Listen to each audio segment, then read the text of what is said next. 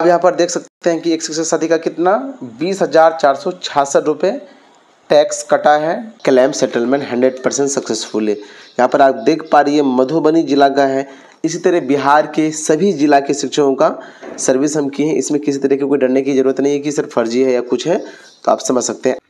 नमस्कार, सलाम, आदाब साथियों, मेरा नाम अब्दुल कलाम, मेडिकल क्लास में स्वागत है। चलते हैं वीडियो को शुरू करते हैं। बहुत सारे शिक्षक साथी और अदर एम्प्लॉय साथी का प्रश्न था कि सर पीएफ के कितने रुपए पर टीडीएस कटता है, टैक्स कटता है, या फिर ऐसे ही हवा है कि टैक्स नहीं कटता है। जी हाँ, टैक्स कटता है। आप स्क्रीन पर देख सकते हैं और भी हम दिखाएंगे आपको, ठीक है। मेरे पास और भी बहुत सारे अवेलेबल है। अब बोलेंगे सर आपके पास कैसे अवेलेबल होता है, तो बहुत सारे जिनके टैक्स कट जाते हैं वो हमें संपर्क करते हैं कि सर मेरा टैक्स रिटर्न करवा दीजिए, तो उन्हीं के द्वारा स्क्रीनशॉट भेजा जाता है। आप लोगों को हम दिखाते इसलिए कि ताकि आप अलर्ट हो जाएं, सही से प्रोसेस करें, सही लोगों के पास करवाएं ताकि आपका रुपये नहीं कटे। अब और एक जितने भी यहाँ पर थंबनेल पर देख रहे हैं, इसके अलावा भी बहुत सारे जो सवाल है मन में, उनका जवाब इस वीडियो में मिलेगा। पीएफ टैक्स से बचने के एकमात्र उपाय है और क्या नियम है इसको भी जानेंगे। क्या मार्क एग्जिट के बाद पीएफ अकाउंट क्लोज हो जाता है, क्योंकि बहुत कोई बोलते होंगे, या फिर ऐसा होता है कि है या नहीं, वो भी बताएंगे हम।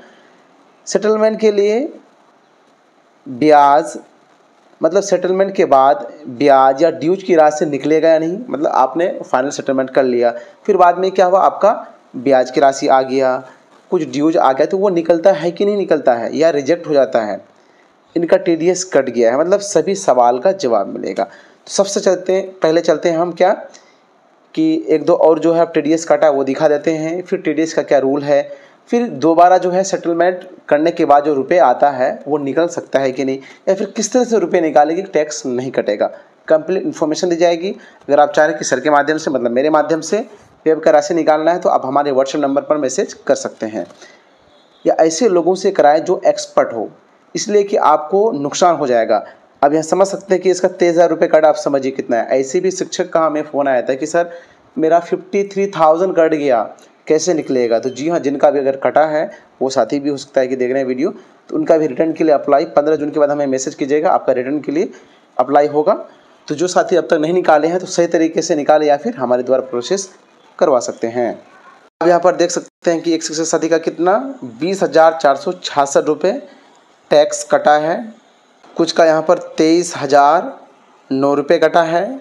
इस शिक्षक का भी फुल सेटलमेंट किए, ये सारण जिला से हैं, ये सर मधुबनी से हैं, ये लखीसराय से हैं, ये बेगूसराय से हैं, ये मुजफ्फरपुर से हैं, ये औरंगाबाद से हैं, ये कटिहार से हैं, ये अररिया से हैं। आप यहाँ पर देख सकते हैं कि क्या इतना लिखा हुआ है यहाँ पर 843, मतलब अब तक इतने एम्प्लॉय का, शिक्षक और अदर प्राइवेट एम्प्लॉय का हमने क्लेम सेटलमेंट किया है। ये बताने का मतलब है कि आप में आत्मविश्वास हो, आप समझे कि सही सर के साथ हम अपना काम करवाना चाह रहे हैं, करवा सकते हैं।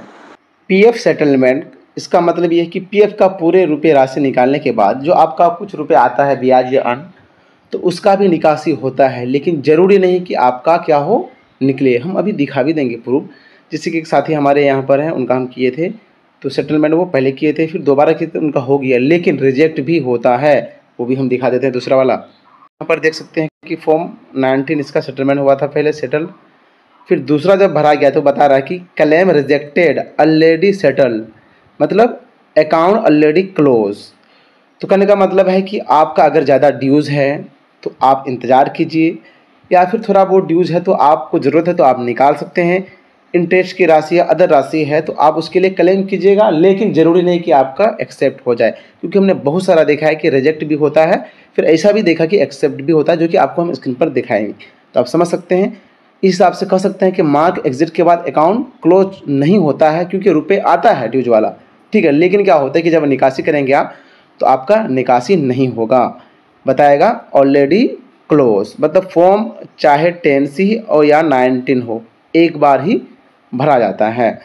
ये तो दोबारा लेगा ही नहीं 10C, लेकिन 19 लेता है दोबारा, कभी रिजेक्ट भी होता है, कभी एक्सेप्ट भी होता है। अब यहाँ पर समझिए कि किस तरह से रुपये निकाले कि मेरा टीडीएस नहीं कटे।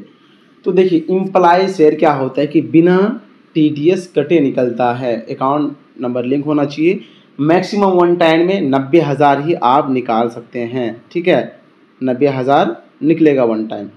उसके बाद बाकी रुपए फिर दूसरा क्लेम करके निकाल सकते हैं। वहीं पर अगर आपका एम्प्लॉयर शेयर, आपको हम दिखा भी देते हैं पासबुक, तब बेहतर आपको समझ में आएगा। यहाँ पर एम्प्लॉयर शेयर का सेक्शन है, सबसे नीचे कुल देखेंगे और ये एम्प्लॉयर वाला है। फिर जब निकासी करेंगे एम्प्लॉय तो इधर शो होगा, एम्प्लॉयर करेंगे इधर पेंशन वाला नीचे, मतलब ये सेक्शन हुआ। सबसे नीचे देख लेते हैं। यहाँ पर आप देख सकते हैं कि आपका अगर एम्प्लॉय शेयर जो भी है एक बार निकाल लेते हैं, 90 निकलेगा, फिर बारी बारी करके सब निकाल सकते हैं। एम्प्लॉयर में मेरा 84,000 है। अगर जिसका भी 50,000 से कम है तो उसका TDS नहीं कटेगा, ठीक है। तो जब भी निकलता है तो ये वाला और ये वाला, मतलब एम्प्लॉय और एम्प्लॉयर ऐड होकर निकलता है, तो 50,000 से अधिक नहीं होना चाहिए। अगर अधिक हुआ तो आपका TDS कटेगा। तो इसमें क्या करना है, 15G भरना पड़ता है। अगर हमारे द्वारा प्रोसेस करेंगे तो सब प्रोसेस करके दिया आता है, आपको किसी तरह कोई करने की ज़रूरत नहीं है। उसके बाद यहाँ पर फिर पेंशन के लिए अप्लाई करेंगे। अगर आपका यहाँ पे मान के चलिए 34,000 है तो बारी बारी से पहले एम्प्लॉय खाली कर लीजिए, तब एम्प्लॉयर आपको निकालना है।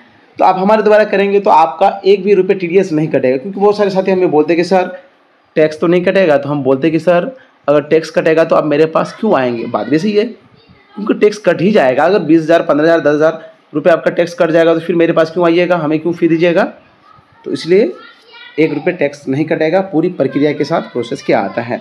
आप डायरेक्ट हमें कॉल नहीं कीजिएगा, सिर्फ व्हाट्सएप पर मैसेज कीजिए कि सर PF का रुपये निकालना है। फिर आप अगर चाहेंगे कि बात करना है तो मैसेज कीजिएगा सर बात करना है, तो हम उसी हिसाब से टाइम देंगे, जरूरत पड़ने पर आपसे बात भी करेंगे। लगभग सभी प्रश्नों का जवाब आपको मिल गया है जो कि थंबनेल में था, लेकिन इसके अलावा भी आपके मन में जो भी सवाल बनता है तो आप कमेंट जरूर कीजिए, आपके कमेंट का 100% जवाब दिया जाएगा। साथ ही आप सबों से शिकायत रहता है कि वीडियो को लाइक और कमेंट नहीं करते हैं, कम से कम गुड वेरी गुड या आप कहाँ से देख रहे हैं इतना तो जरूर कमेंट कीजिए।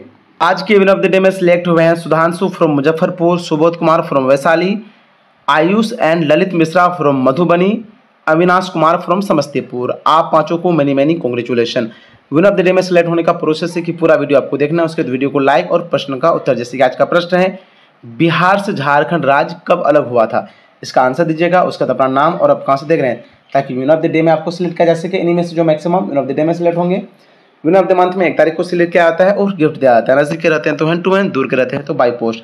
आप सभी वीडियो देखते ही सिर्फ एक काम करना है, वीडियो को लाइक और प्रश्न का उत्तर देना है। वीडियो क्लास देखने के लिए तहे दिल से शुक्रिया।